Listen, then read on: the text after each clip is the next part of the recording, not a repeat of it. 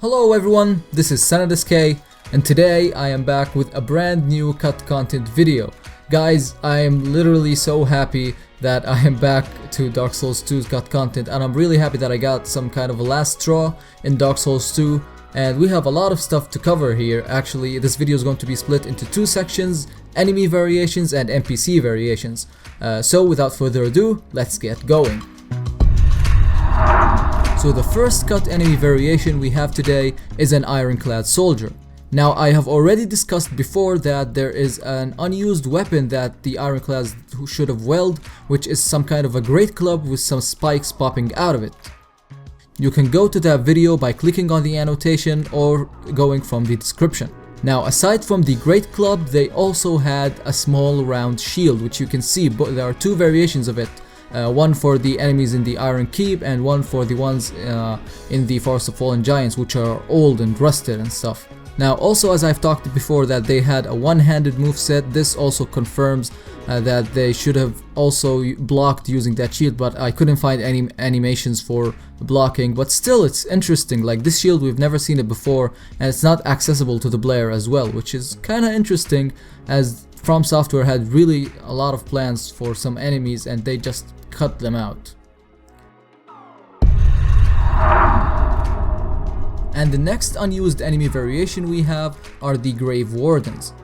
Those enemies can be found in the Earthen Peak and the Undead Crypt, and we already have two variations of them. Each of them are wearing some kind of different armor or garb, but this cut variation is not wearing like anything, only pants. It shows their muscles and legs. Now, this could be one of the two: either this is a cut variation or that this is the one without the clothes themselves, because it changes the cloths between the two variations, and this third variation is like one without the extra cloths.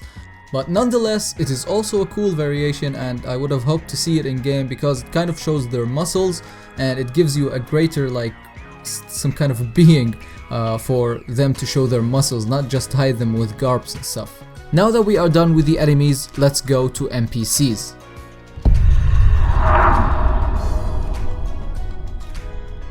So the first cut content we have is an unused variation of Falcon the Hexer. Falcon can be found as an NPC in Huntsman Cops, and he sells many hexes. From them is the Dark Orb, which is basically the most overpowered hex of all time because you have many uses and you can wreak havoc with it both in PvE and in PvP. When he is aggroed, he uses the Sunset Staff to cast pyromancies on you. Like, you, the player, you can't use it to cast pyromancies. But anyways, in the unused variation of him, he uses the Chaos Rapier and the Chaos Shield, and he has the ability to block and attack with the Rapier. Now, both the Rapier and the Shield were only available by farming them from the malformed enemies in Sinner's Rise and in the Eldia's Keep, but in Scholar of the First Sin they can be bought from him directly, which kinda strengthens the connection between them. And actually the shield itself has the Sunset Staff carved on him, so it's weird why didn't they put the variation, the unused variation, instead of the original variation. Like, it would have made kind of more sense. So the next cut content we have today is Crichton the Wanderer. Crichton can be found locked up in a cell in Huntsman Cops. He wields some kind of a replica of the Dragon Slayer Crescent Axe. The cut variation of him has him using the Blue Moon Sword, which is Benhart's weapon of choice, which has been passed down to him from his ancestors. Now, both Benhart and Crichton share some similarities. They both wear an armor with the same logo, and they both share the sitting and talking animation. Maybe it was supposed for Crichton to kill Benhart and steal his sword from him, but it was scrapped. Like, why? Why, From Software? You could have made both their quest lines more epic, but just why? So the next cut content we have today is Rosa Beth. Rosa Beth can be found petrified on the road to the Shaded Woods, and once you unpetrify her using a fragrant branch of yore, she will move to Majula after you give her some clothes. When you aggro her, she will be using the NPCs. Let us move on to enemies. The variation uses the Bone Staff. Now, according to my research, in the Dark Souls 2 art book, it is said that it was a gift granted from her master, Carillion, that creepy old guy that you find in No Man's Wharf, gave it to her, as I said. So maybe she was supposed to use sorceries and hexes as well, like learned from her master.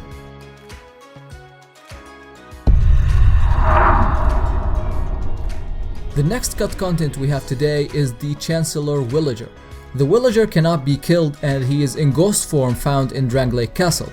In addition of him actually having a human form fully modeled and textured, he also has a variation which he is wielding an Espada Ropera and the Lillywillen shield, and sometimes instead of the Espada Ropera it is the Royal Dirk.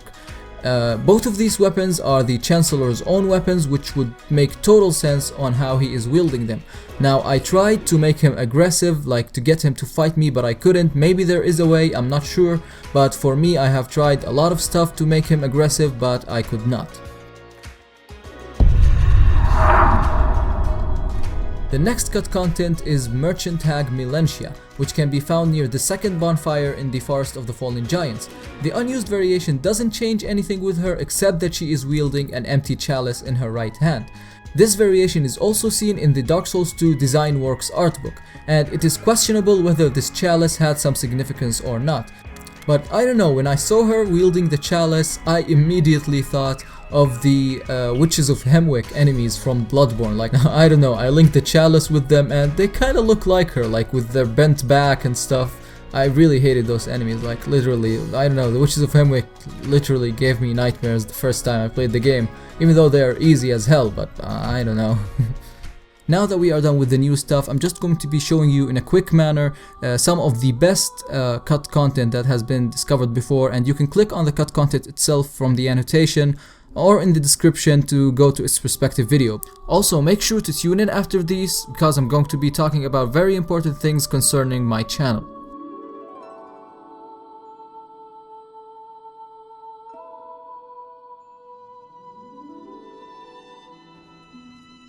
And now that we are done with the cut content, I'm going to be talking about how the things are going to be rolling out in Dark Souls 3. But before that, I really want to say thank you very much for 5,000 subscribers. Like, this is a phenomenal thing for me, like really. Even though I haven't been uploading video, and I know like I'm a shitty person for doing that, and I still got subscribers and people want to watch my videos, and I really appreciate that. And yeah, let's talk about Dark Souls 3. Now, in Dark Souls 2 I have begun doing cut content late into the game, and in Bloodborne I have begun also doing the boss strategy guides late in the game, but in Dark Souls 3 I'm going like full in force. And as soon as the game is released, I'm going to be uploading the boss strategies. As I play the game, I'm going to be like playing with the boss and finding the best foolproof strategies to fight them for you guys to go through the game without having any problems and experiencing the real like feeling of Souls, like the real feeling of victory in a Dark Souls boss. Also, for the cut content, I'm going to be doing it as soon as I can. Like as soon as I finish the game to see the content of the game, then I go and find cut content. So I don't upload a video of a cut content, then after like a week when the game is released, it is a thing that is already in game, so I can check them. But it's not going to be exclusively cut content. I'm going to be doing some very great ideas in Dark Souls 3 aside from the cut content and the boss strategy guys, so make sure you watch out for those when Dark Souls 3 comes out, because it's going to be a hell of an amazing game. So I hope you all enjoyed this video. If you can take some time to like this video, I would be very much appreciated. And yeah, I guess I'll see you later. Bye.